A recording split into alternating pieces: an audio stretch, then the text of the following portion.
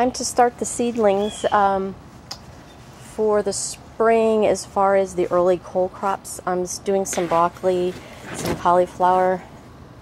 Can't remember if I'm doing Brussels sprouts, but I also figured I'd kind of play around and do some lettuce and, you know, things like that, just to maybe if I can get a nice fresh salad indoors, that would be nice. Anyway, I've got the seed starting mix. It was only $2. It was on sale. It was 50% off clearance. So, and I know it's got a lot of vermiculite in it. And last year I used that Coir, C-O-I-R. That was awful. It retained way too much moisture, and I don't think that it aerated the soil at all. And as soon as I transplanted my little seedlings into a better mix, a looser mix, they just started to grow like crazy. So I am not using that Coir this year. I'm not even using a blend. So I have here the seed mix. I blended in some worm castings, some of my sifted compost, not a lot. You know, with seedlings, I guess you have to go easy. You know, and hopefully I won't get damping off. I'm taking a chance, but that's okay. And I also mixed in some rock phosphate. Rock phosphate is good for the roots. So hopefully we will get some good seedling sprouts coming out, and we'll get that started. So what this is lettuce from some seed that I harvested late this summer. Black-seeded Simpson had bolted, and I let it bolt so I could get some seed. I'd never done it before. And I think I've got a clip of when I took those seeds. Let's watch. Hopefully the camera will be steady, but I wanted to show you. See that? See those seeds in there? This is black-seeded Simpson. So I just noticed I let this thing bolt, and I have a lot of these seeds all over. So I'm going to go ahead and snip these off and save the seeds and dry it out.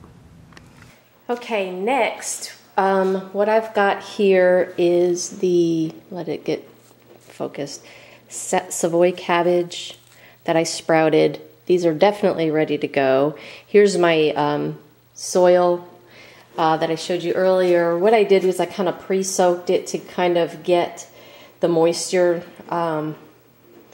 soaked in for a few days, just as these were germinating. And I did that because the seed starting mix is very, very dry, and I just wanted to make sure that I got a good soaking in there.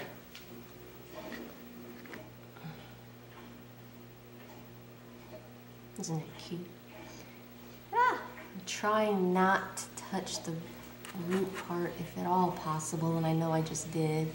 Because there's like little fibers and hairs on it, so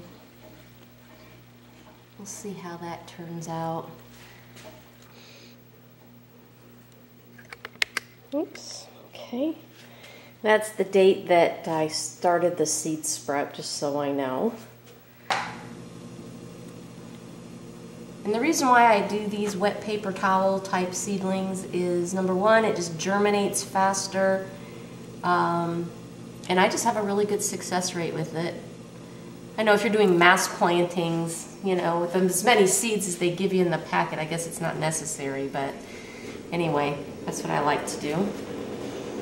Okay, and here is the Diciccio broccoli, D-I-C-C-I-O broccoli. And I'm also going to be doing the Calabrese broccoli. It's not Pac-Man, and it's not that really good Romanesco that I had in the fall. But apparently these are supposed to be producing some pretty good side shoots, and I really like getting a lot of side shoots. So I'm going to go ahead and get these planted.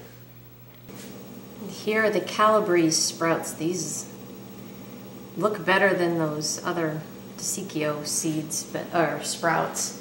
So we're going to get those transplanted as well. And remember, this mix has rock phosphate in there, and apparently rock phosphate is supposed to be really good for roots. So I just put a little bit in there because I didn't know if there was going to be any adverse effect since they'd be at the seedling standpoint, but It'll be interesting. I guess I could have done an experiment of without rock phosphate and with rock phosphate, but oh well. Maybe next time. Maybe I can do that on the tomatoes or something. Okay, and lastly, I've got the light real close to the sprouts, the grow light, and hopefully in a few days we'll see, you know, some really good recovery and get these going and ready for planting in February. I'll post an update probably in a couple weeks on these. Bye. Have a Merry Christmas.